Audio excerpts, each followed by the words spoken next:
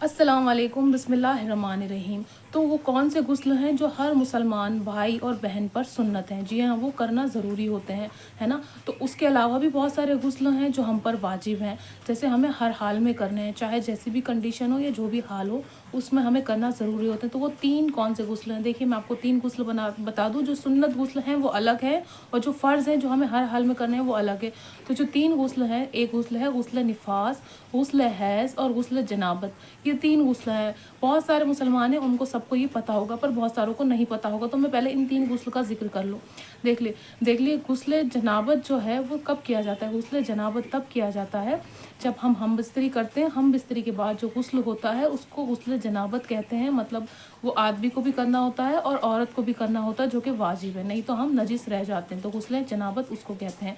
गुस्ल निफास किस गुस्ल को कहते हैं? देखिए, गुस्ल निफास वो गुस्ल है जब एक औरत बच्चे को पैदा करती है। जब बच्चा पैदा हो जाता है, उसके बाद जो उसको खून आता है, जितने भी दिन आए, किसी को 1 महीने, किसी को 1.5 महीने, किसी को 2 महीने, किसी को 15 दिन, सबका अलग अलग टाइम होता है।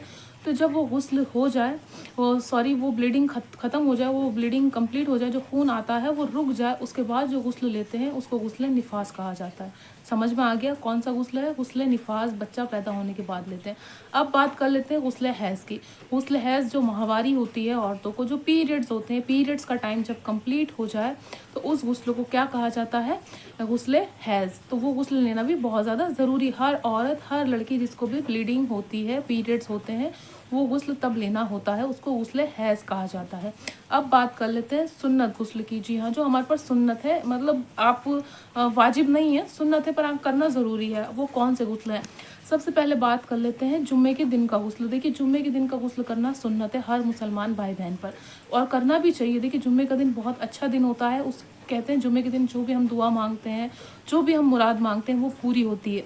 तो जुम्मे के दिन गुस्ल करना सुन्नत है। उसके अलावा आ जाता है ईद का गुस्ल। जैसे बकरीद ईद का गुस्ल हो गया, रमज़ान के बाद जो ईद आती है ना, उस ईद का गुस्ल हो गया, वो भी करना सुन्नत है, और हमें हर हाल में करना चाहिए, क्योंकि हम मुसलमान हैं और हमें इस चीज़ के बारे में पता होना चाहिए। ये नहीं कि हम ईद के दिन बिना गुस्ल करे सिर्फ कपड़े पहन के चले गए, हमने सोचा हम कल ही तो नहाए थे। नहीं, ऐसा नहीं करना है। बहुत बरकत वाला दिन होता है। कहते हैं उस दिन हम अगर गुस्ल करते हैं तो सारे शैतान दूर होते हैं और दुआएं हमारी कबूल होती हैं। तो दो सुन्नत गुस्ल बताया मैंने, एक तो जुम्मे के दिन का गुस्ल हो गया, और एक गुस्ल हो गया ईद के दिन का। और उसके अलावा जब हम हज पे जाते हैं या हज करते हैं, तब हमारा गुस्ल होना बहुत ज़्यादा ज़रूरी है। और दूसरा गुस्ल है जो अब हम उम्रे पे जाते हैं। जी हाँ, हज पे जा रहे हैं, उम्रे पे जा रहे हैं, तब भी हमें गुस्ल लेना बहुत ज़्यादा ज़रूरी है।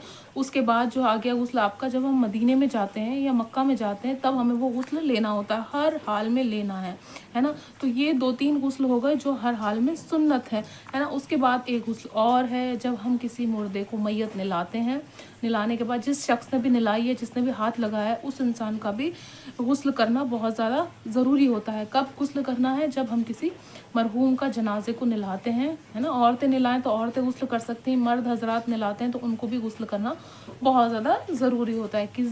जिस दिन वो मुर्दे को नहलाते हैं, उसके फ़ौरन बाद, जब मुर्दे को नहला दें, उनको पाक करके, उसके बाद आपका भी गुस्ल लेना सुन्नत है। उसके बाद लैलतुल क़द्र की रात को, जी हाँ, जब भी लैलतुल क़द्र की रात हो, उस रात को भी हम अगर दिन में चाहो तो दिन में भी ले सकते हो, और रात में चाहो तो रात में भी ले सकते हैं हम वो गुस्ल। कौन सा गुस्ल है? गुस्ल मतलब ये वाला आपका लैलतुल क़द्र की रात का गुस्ल, ठीक है। और ये सारे गुस्ल कौन से हैं? सुन्नत है। कौन कौन से गुस्ल सुन्नत है मैं आपको बता दूँ फिर से। जुम्मे के दिन का गुस्ल, ईद का गुस्ल, ईद बकरीद जो भी ईद आएगी उसका गुस्ल सुन्नत है। हज या उम्रे पे जा रहे हैं तब, है ना। लैलतुल क़द्र की रात का गुस्ल, जब हम किसी जनाजे को नहला रहे हैं, उसका गुस्ल। मक्का में जा रहे हैं, मदीना में जा रहे हैं, तब भी हमें गुस्ल लेना बहुत ज़्यादा ज़रूरी है ना। तो ये सारे गुस्ल हैं जो हर मुसलमान पर सुन्नत हैं, और 3 गुस्ल मैंने बताया जो कि वाजिब है ना। अगर हम नहीं लेते हैं जो 3 वाजिब वाले गुस्ल हैं, तो देखिए शैतान हम पर हावी होगा, हम नजासत में घूमेंगे, ना हमारे घर में खैर व बरकत आएगी। जब भी हम ये 3 चीज़ें हो हमारी ज़िंदगी में, जैसे निफास हो, हैज़ हो या जनाबत हो, तो हमें अपने आसपास की जगहें भी पाक साफ़ रखनी है। मतलब ब्लीडिंग वाले कपड़े ऐसे नहीं फेंक देना है, या नॉर्मल कपड़ों के साथ नहीं धोने हैं, उनको बहुत अच्छे से अलग धोएं, पाक करें उनको। और जब भी हम जनाबत की हालत में, तब भी जो हमने पहने हैं कपड़े या हमारी चादर है बिस्तर की, उसको भी अच्छे से धोएं।